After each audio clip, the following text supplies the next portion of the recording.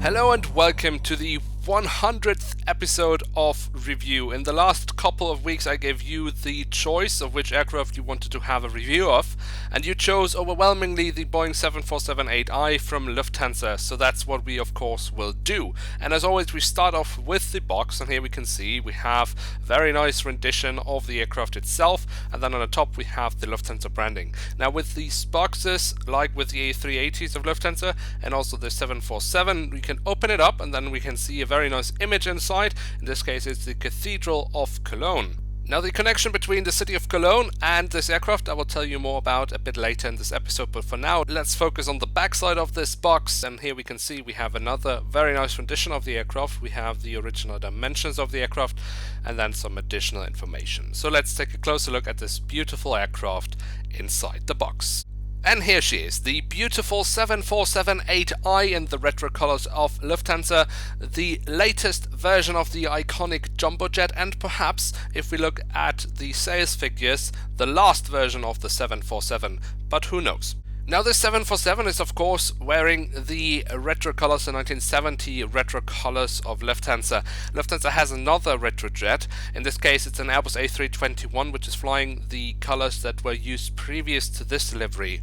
If you are interested in seeing a review of that aircraft, I've also done that. Just click the card that is appearing on your screen right now. But let us not waste any more time, let's take a closer look at this beautiful aircraft itself. And as always, we start with the tail section of the aircraft, and here we can see on the vertical stabilizer we have the Lufthansa branding, which is slightly modified in today's version, but it's still pretty close here. And then we have the German flag, and we have the last two letters of the registration code. Then on the fuselage we have the full registration code, and we do also have the aircraft type specification.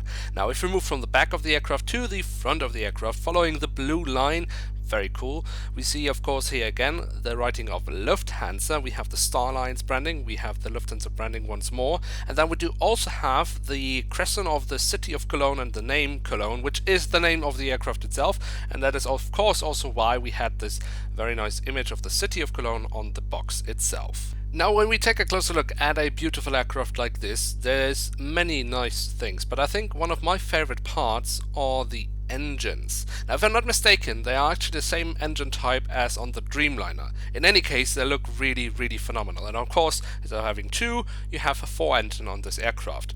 But just take a look at the nacelles. Absolutely spectacular, and also if you take a look inside the engines we can see the fan blades. It's just a really nice detail of this aircraft. Now one of the major changes from the 747-400 to the 747-8 series, other than being stretched, are the wings. In fact, they have been completely redesigned. Now where the 747 still has winglets, with the new wing design that's actually not necessary anymore. And if you take a look at the wings themselves, we can see many very nice details here on the top side and also on the underside.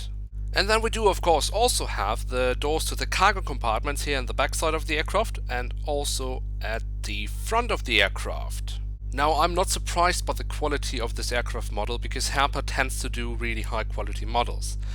But it is really something you have to stress out here, that it is a really high quality model. The aircraft feels really sturdy and safe to handle, and yet they haven't missed out on small details like on the engine nacelles or the landing gear. And also the livery itself, the print quality on the aircraft, really good job.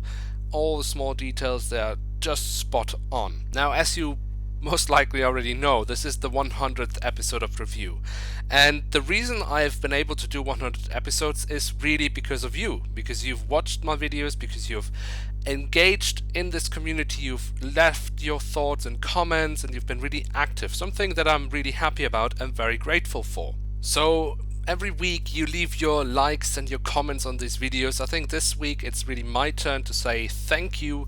If I could give you a like, I would do, but yeah, I would really like to say thank you very much.